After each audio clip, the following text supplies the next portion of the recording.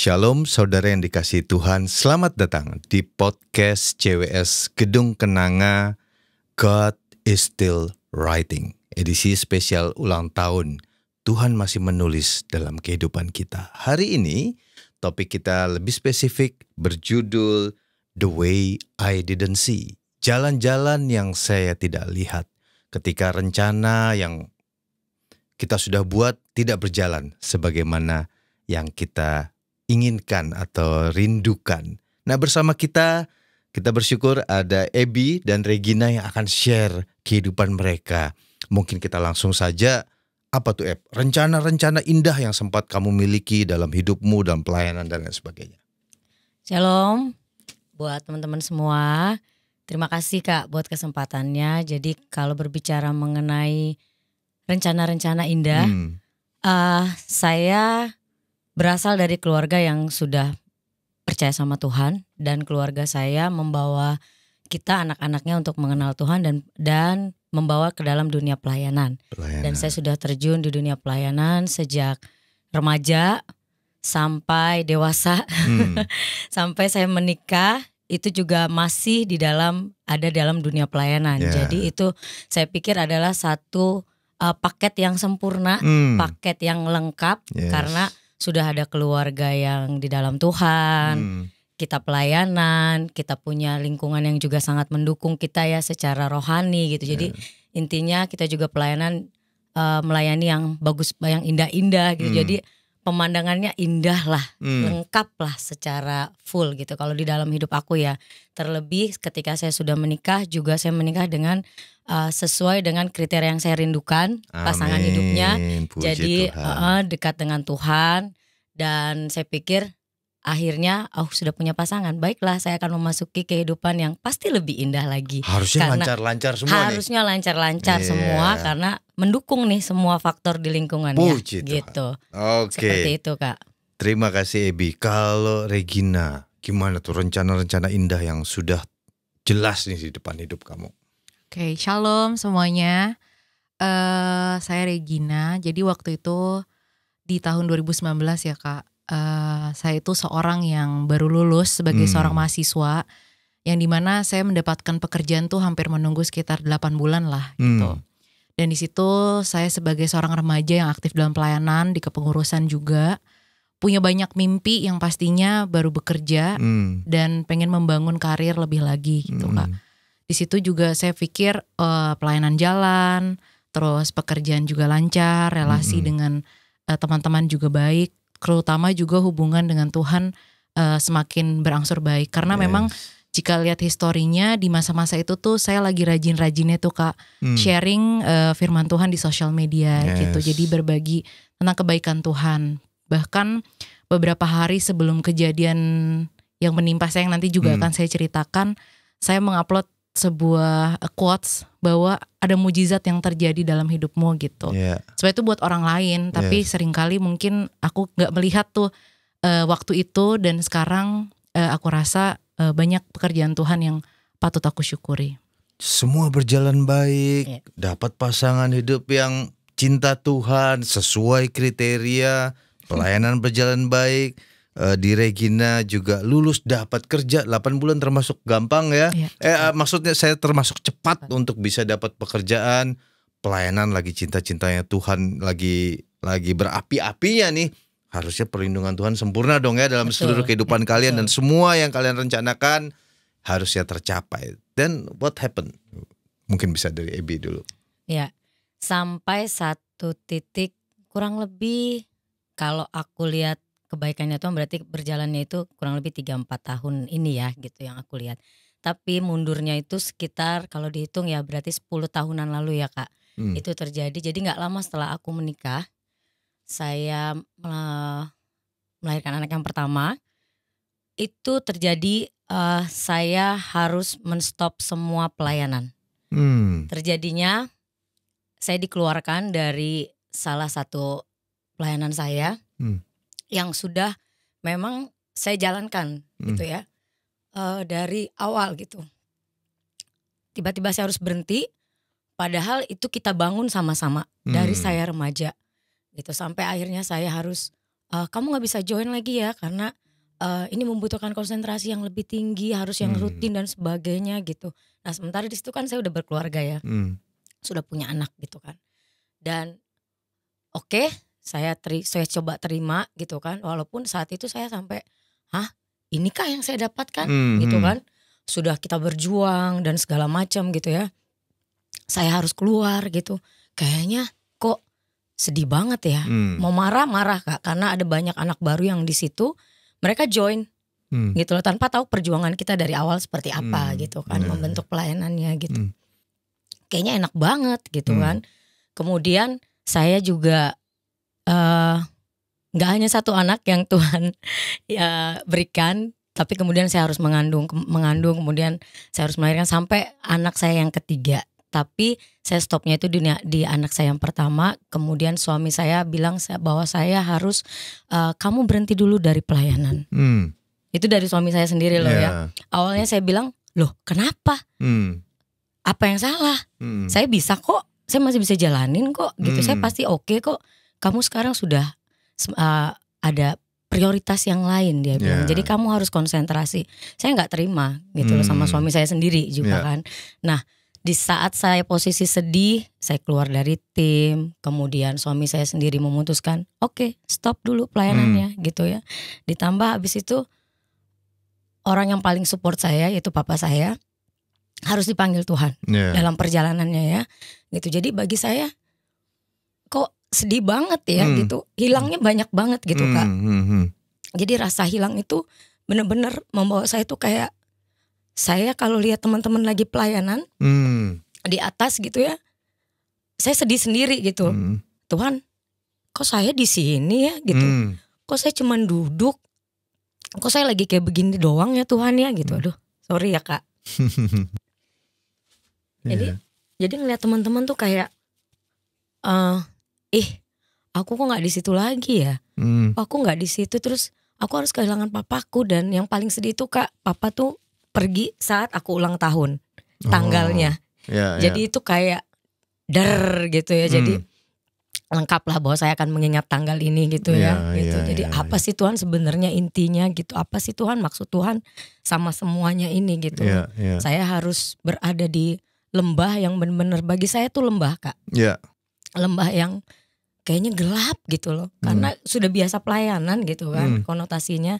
Tapi saya harus berdiam, hanya mengurus anak, tanda kutip ya. Kadang orang bilang, teman-teman saya ada yang bilang, lu tuh cuman melahirkan, terus ngurusin anak. Kemudian kamu mengandung lagi, kamu melahirkan lagi, kamu urusin lagi. Jadi dalam rentang 10 tahun itu, hanya itu yang aku lakukan gitu ya. Di 10 tahun. 10 tahun Kak, di samping ya harus mendampingi anak-anak juga ya. Tapi hanya rutinitas itu yang aku lakukan gitu. Kalau sampai 10 tahun itu sempet terpikir nggak kalau papa memang nggak akan kembali ya? Sempet kepikir nggak nih gue bakal balik pelayanan lagi nggak ya?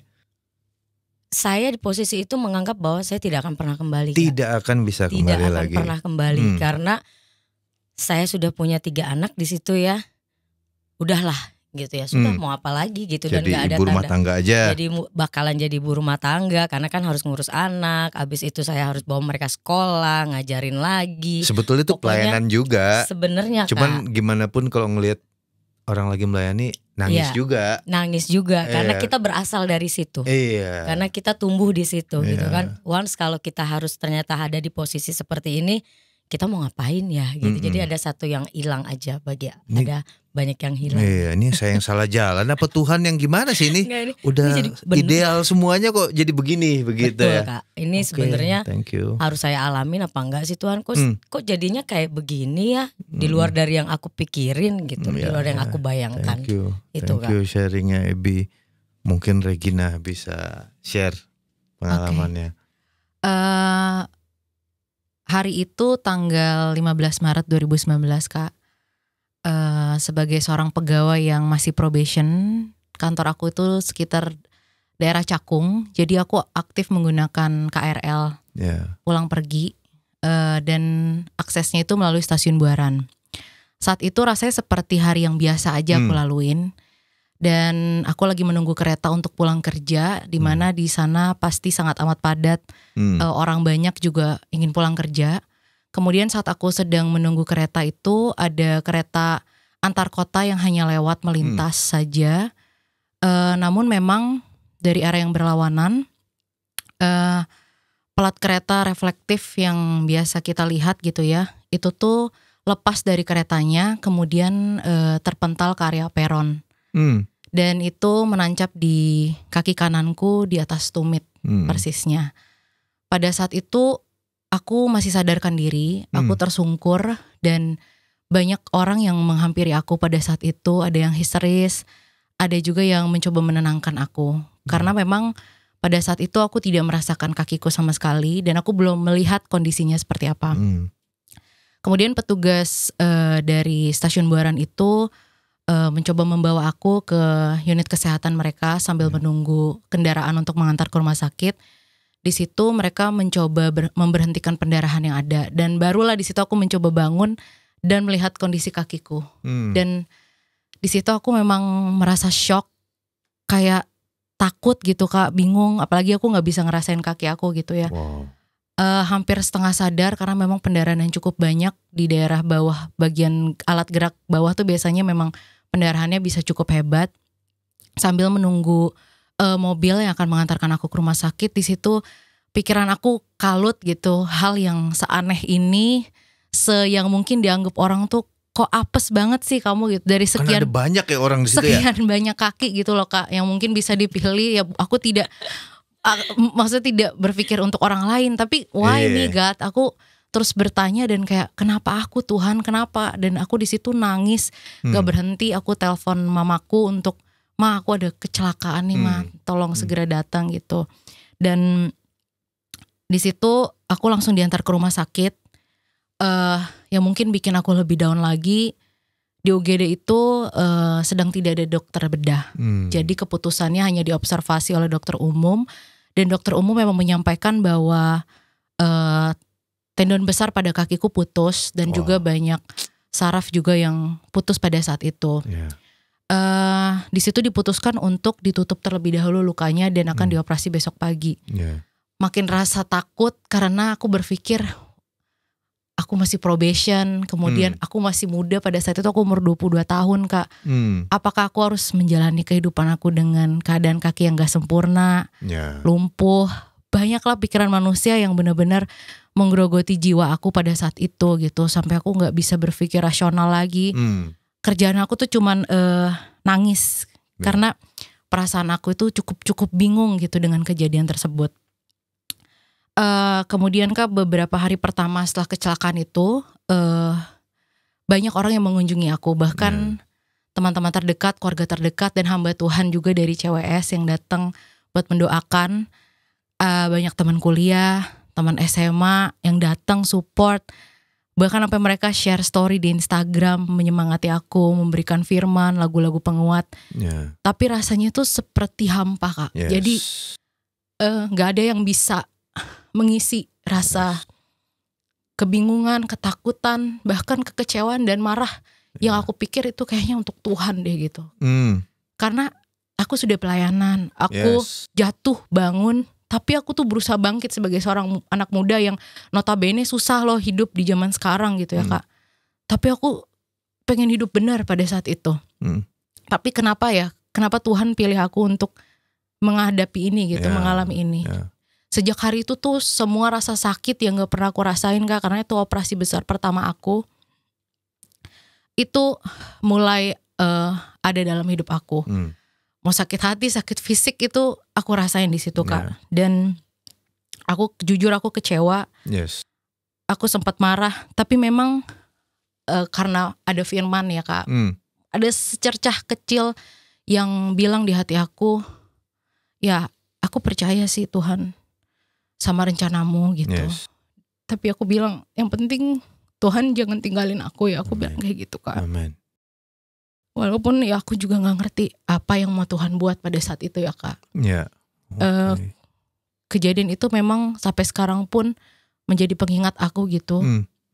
Bahwa memang aku pernah sedown itu, sekecewa itu. Kalau mau diukur skalanya kayak dari perjalanan hidup aku, kayaknya itu deh yang paling gak mau aku ulang gitu ya Kak, dalam nama Tuhan Yesus gitu. gak mau aku ulang karena memang menggerogoti jiwa di dalam Yes. kesedihan, kesakitan, kekecewaan, dan banyak pertanyaan yang Yes. juga orang tanya ke aku kok bisa, dan aku juga gak bisa jawab Yeah. gitu Kak. Lembah terendah, momen terberat dalam hidup, di mana janji-janji Tuhan terasa seperti teori, Yes. lagu-lagu rohani doesn't work, Nggak mempan. nggak mempan, penghiburan orang.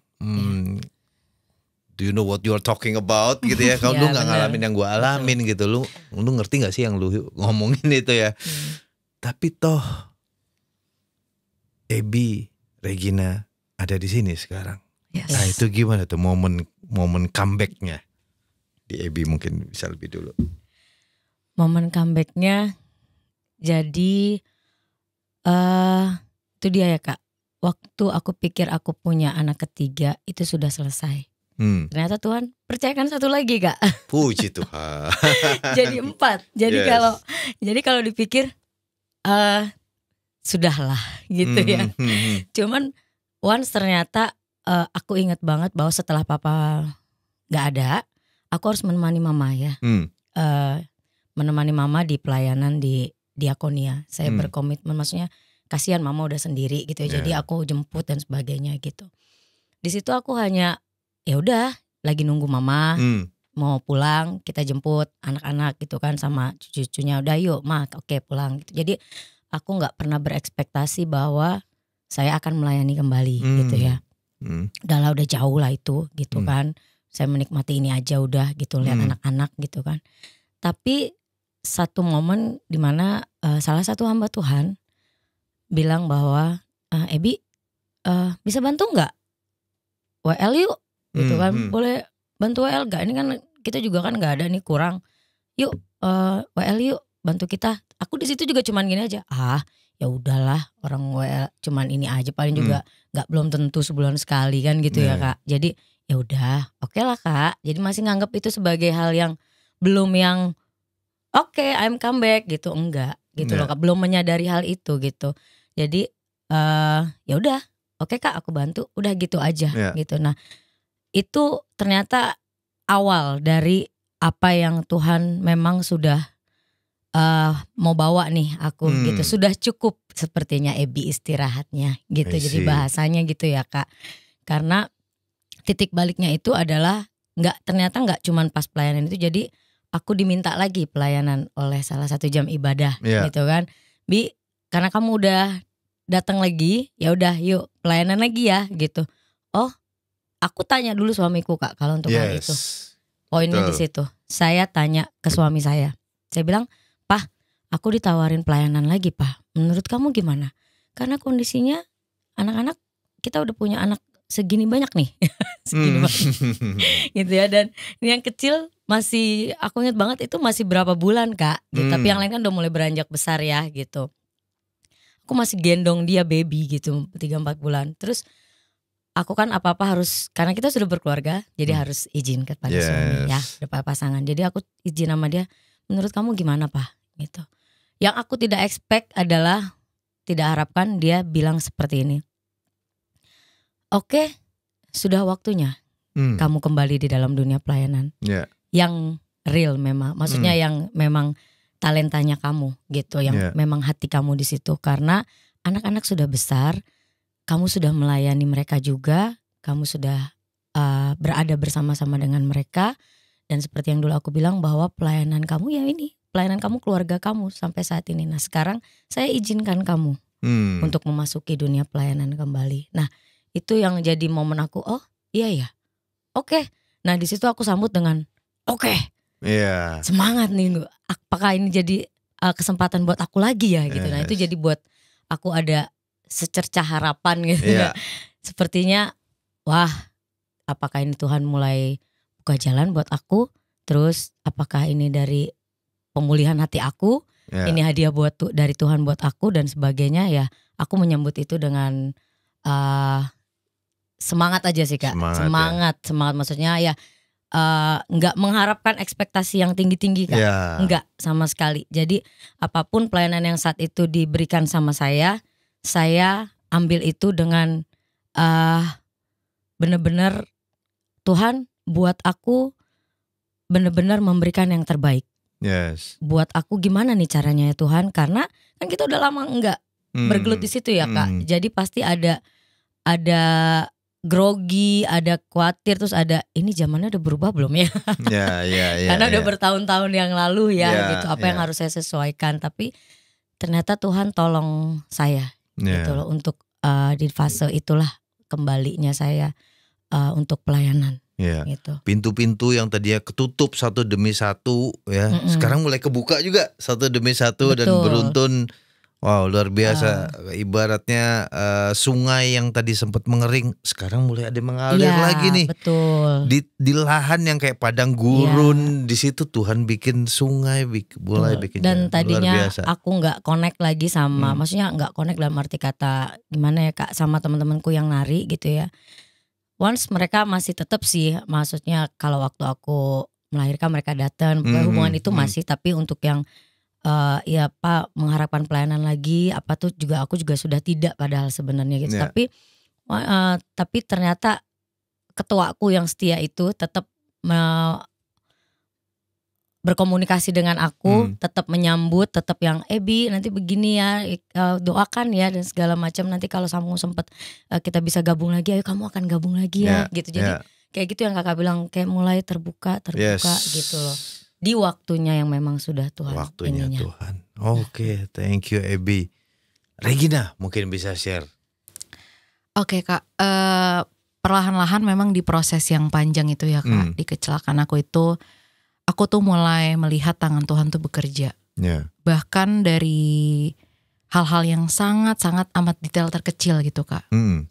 Yang pertama itu waktu dokter periksa, ternyata meskipun memang banyak saraf di kakiku yang putus gitu ya, bahkan disambung pun gak sempurna gitu lah ya. Ada satu yang memang saraf krusial banget gitu Kak, yang Tuhan jaga, yang memang jadi ketakutan aku, yaitu saraf jalan aku. Jadi aku tidak lumpuh gitu Kak. Dan dokter tuh pada saat itu bilang, kamu beruntung banget nih, ini jarang terjadi gitu.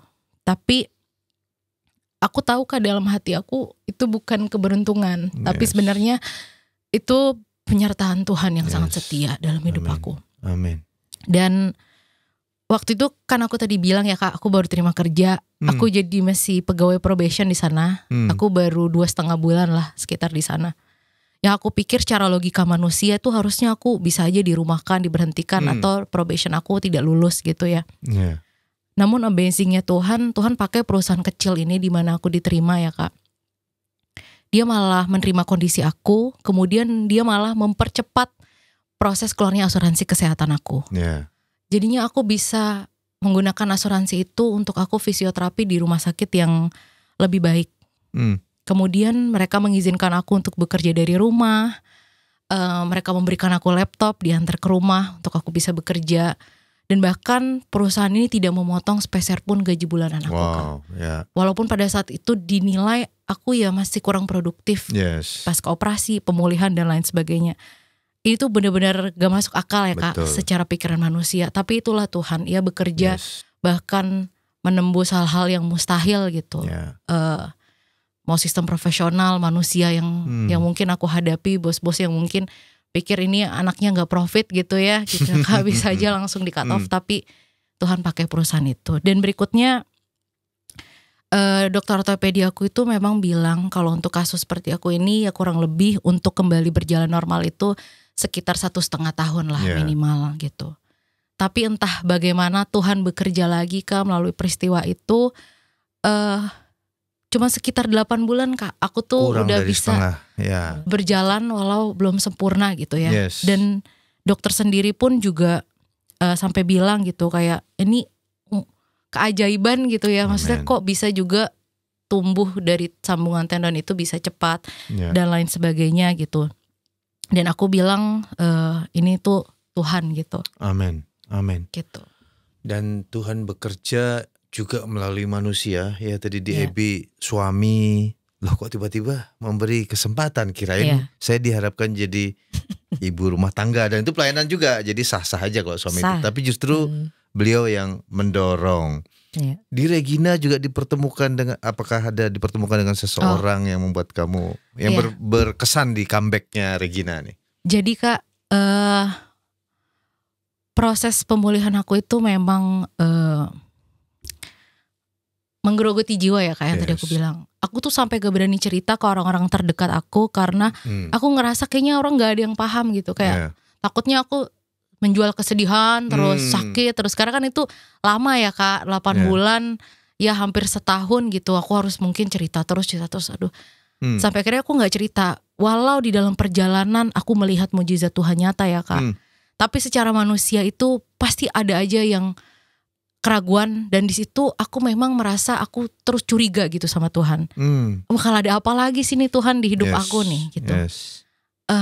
Mau bakal ada apa lagi, dan di situ aku itu follow seorang influencer Kristen gitu ya Kak, dan kemudian aku curhat melalui DM Instagram. Aku benar-benar baru ketemu dan mengingat kembali peristiwa itu tadi malam Kak. Di situ aku benar-benar mencurahkan isi hati aku, bagaimana perasaan aku saat itu, bagaimana rasa takutnya aku. Ini aku lagi pemulihan Kak, aku lagi struggle banget. Ini ada di hati kecil aku yang terus meragukan Tuhan gitu. Tapi pesan itu pada saat aku baca aja tadi malam tuh ya Kak, itu memang Tuhan pakai banget buat memulihkan hati aku gitu, keraguan aku. Bahkan dia bilang kalau Tuhan tuh tidak menghukum kamu gitu. Karena kan kejadian aneh ini tuh kadang sering membuat timbul masyarakat gitu untuk berbicara, ya lo emang sial gitu Kak. Dosa apa sih lu? Iya Kak, gitu kan. Tapi jadi ada intimidasi yang membuat aku ya mungkin Tuhan mau hukum aku gitu ya. Dan di situ bilang Tuhan tuh nggak pernah merancangkan yang jahat. Tuhan tuh nggak pernah mendatangkan kecelakaan gitu. Kamu harus lihat bahwa salibnya itu, bahwa kasihnya itu sekarang tuh ada mendekap kamu kayak gitu. Dan aku percaya banget itu Roh Kudus Kak, itu Tuhan yang berbicara melalui orang gitu. Untuk memulihkan aku. Karena pesan itulah yang membuat aku tuh ya akhirnya aku bangkit lagi gitu. Jadi dari situ hati aku mulai lembut lagi Kak. Wow, luar biasa. Thank you sharingnya Ebi dan Regina. Tentunya tidak ada dari kita yang pingin mengulang kejadian-kejadian itu ya, lembah-lembah yang aduh. Tetapi adakah hikmah, adakah way yang jalan yang tadinya aku gak lihat, wow sekarang aku lihat, dan bahkan wow ternyata luar biasa jalannya Tuhan. Ada nggak sesuatu yang hal seperti itu yang Ebi temukan dalam pengalaman ini? Ada Kak, pastinya ada ya. Aku percaya dalam setiap hal yang Tuhan izinkan terjadi itu ada satu hal yang Tuhan mau ajarkan. Bahkan kadang bukan satu hal, tapi banyak hal yang Tuhan mau nyatakan, yang Tuhan mau kasih lihat sama kita bahwa ini loh buahnya dari kalau kamu ada di lembah, kamu lagi benar-benar aku bentuk dalam kesedihan kamu, dalam kemarahan kamu, tapi ujungnya tuh begini yang aku kasih sama kamu, ujungnya tuh indah loh sebenarnya gitu kan. Nah itu yang aku alamin. Jadi buahnya yang aku lihat adalah dari berdiamnya saya gitu ya. Selama rentan yang 10 tahun itu adalah yang pertama Kak, dampaknya bagi keluarga aku ya. Yang pertama, aku bersyukur sekali karena anak-anakku tumbuh di dalam pemeliharaannya Tuhan.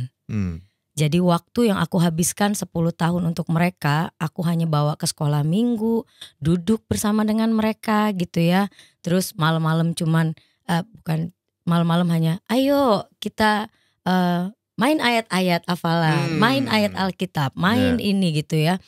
Jadi yang aku pikir itu hanya tugas rutin, tugas biasa yang memang harus dijalankan oleh setiap orang tua gitu ya.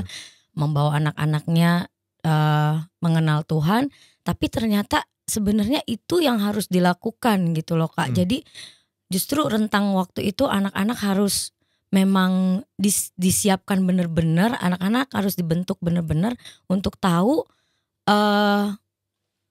ini loh Tuhan Yesus tuh begini. Tuhan Yesus itu yang menciptakan kamu dan sebagainya. Dan kalau aku berpikir kalau tadinya saya tetap melayani, belum tentu gitu loh Kak akan akan seperti itu gitu loh, saya mengenalkan anak-anak saya sama Tuhan gitu loh. Karena kita sibuk, karena kita pikir pelayanan di depan itu kita lebih penting gitu kan, daripada keluarga kan selalu sama-sama kita gitu kan ya. Pikiran kita kan kadang-kadang seperti itu ya, keluarga kan udah sama-sama kita, jadi ya pelayanan juga harus ini dong. Tapi ternyata enggak gitu loh. Itu yang saya baru paham kenapa suami saya juga keras banget untuk kamu harus melayani keluarga dulu. Kalau kamu tidak melayani keluarga dulu, bagaimana kamu bisa melayani Tuhan di depan? Untuk apa itu kalau keluarga kamu nanti berantakan? Itu kerasnya dia di situ. Dan itu yang baru saya lihat, terbukti bahwa puji Tuhan, anakku yang pertama dari SMP, akhirnya saya masukkan dia ke dalam dunia pelayanan, dunia tari di gereja ini. Dia enjoy, dia mau gitu loh, dia mau. Kakak mau pelayanan? Oke, iya mami gitu. Ya udah, jadi itu aku mulai lihat satu. Kemudian anak-anakku yang lain ya diajak juga, ayo nyanyi, ayo ini. Aku pikir nggak semua anak juga mau kan kadang diajak untuk terlibat seperti itu ya Kak gitu. Tapi mereka once mereka mau gitu, mereka suka di gereja bahkan kadang gitu ya. Jadi mereka tahu gitu, ada di situ mereka punya komunitas, mereka tahu Tuhan. Dan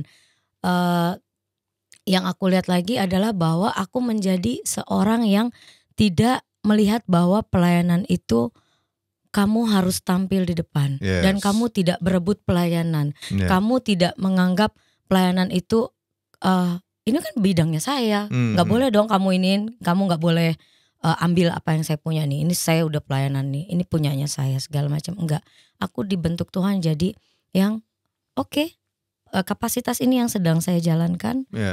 Kapasitas ini yang lagi Tuhan percayakan, saya akan jalankan. Tapi kalau misalkan ada orang lain yang mau, ayo silahkan gitu loh Kak. Jadi lebih ke yang nggak mencari kemuliaan ya, tanda kutip ya Kak, nggak nyari panggung, gitu ya Kak. Karena kan kita tanpa sadari kalau kita sering gitu kan dilihat di atas atau apa, itu jadi kita berasa ya memang ini saya gitu kan, emang ini udah memang bagiannya saya gitu. Tapi ternyata itu akan membawa kita dalam kemunduran, hati kita jadi nggak terbentuk dengan baik. Gitu. Hati kita jadi kayak arogan dan memilikinya terlalu berlebihan gitu. Padahal sebenarnya itu punyanya Tuhan gitu loh. Itu dari Tuhan. Itu 10 tahun yang sepertinya kemunduran ya, ternyata waktu yang Tuhan pakai untuk mempersiapkan Ebi secara pribadi plus keluarga plus anak-anak. So it's priceless, sungguh luar biasa bagaimana Tuhan bekerja. Bagaimana dengan Regina melihat ini semua pembelajaran apa? Iya Kak, Tuhan itu membawaku dalam suatu pelajaran besar sih Kak. Karena pada saat itu aku belum bisa melihat arahnya kemana, ya kan. Tapi memang bukan berarti Tuhan tuh gak bekerja. Kadang memang kita gak perlu tahu semua hal tentang apa yang mau Tuhan buat gitu, tentang bagaimana rencananya dalam kehidupan kita. Tapi ternyata Tuhan tuh pimpin satu demi satu. Dia menyediakan segala sesuatu, dia menyatakan mujizatnya, dia menyatakan kesetiaannya, dia bahkan tidak meninggalkan aku seperti janjinya gitu Kak. Yang padahal sebelum aku kecelakaan tuh aku tahu janjinya gitu. Dan itu tetap Tuhan berikan walaupun aku merasa kecewa, marah sama Tuhan. Walaupun banyak pertanyaan kenapa, tapi aku melihat sekarang bahwa Tuhan itu kadang menyuruh aku diam, bukan berarti untuk aku tidak bergerak, tapi ternyata dia mengarahkan aku ke jalan yang lain. Ke jalan yang memang Tuhan sediakan buat aku Kak, yang terbaik gitu. Aku jadi semakin percaya bahwa setiap langkah aku tahu ujungnya itu tuh ada Tuhan menunggu di sana. Dan walaupun aku berjalan pada saat itu di tengah ketidakpastian ya Kak, aku percaya pada saat itu memang Tuhan tuh pegang kendali utama lah dalam kehidupan aku. Sekarang setiap kali aku lihat bekas luka ini Kak di kaki aku, itu bukan soal trauma lagi yang muncul. Karena aku sempat trauma naik kereta Kak, jujur aja. Jadi setiap kereta lewat tuh aku suka sembunyi di bagian pilar-pilar gitu ya. Wajar banget. I will do the same. Tapi setiap aku lihat luka ini, aku lihat kesetiaan Tuhan Kak. Aku lihat cintanya yang begitu detail sampai dia tuh bisa menjaga satu ketakutan yang aku itu ya saraf jalan aku itu yang bisa buat aku lumpuh Kak. Yes. Detail banget kasihnya, rencana itu gak pernah bisa aku pikirin gitu. Jadi itu sih Kak, membuat aku semakin percaya walau aku belum melihat tuh jalannya tuh kemana gitu Kak. Bekas luka yang harusnya menimbulkan trauma justru menjadi monumen kekal dari karya Tuhan Yes. dalam Yeah. hidup Regina. Oke, saya percaya banyak dari antara kita yang diberkati dari sharing teman-teman. Any closing words, kata-kata penutup atau pesan dari Ebi? Untuk kita semua, Ya. percayalah bahwa jalan yang Tuhan berikan buat teman-teman itu semuanya indah. Yes. Aku percaya segala momen dalam hidup kita itu ada masanya Kak. Ada waktunya. Tidak pernah Tuhan itu biarkan begitu aja terus ya, Yes. tidak ada endingnya. Ya. Jadi dalam segala kejadian hidupmu itu selalu ada endingnya. Ya. Dan percaya bahwa ending itu adalah yang terbaik yang Tuhan kasih dengan buah yang indah.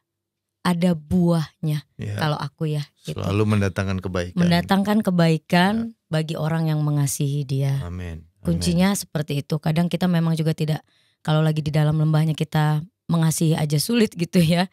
Tapi kita percaya bahwa selalu ada ujungnya, ada endingnya di dalam setiap kejadian kita. Dan nikmati buahnya nanti Amin. yang Tuhan berikan buat Amin. kita. Amin. Thank you Ebi, Regina.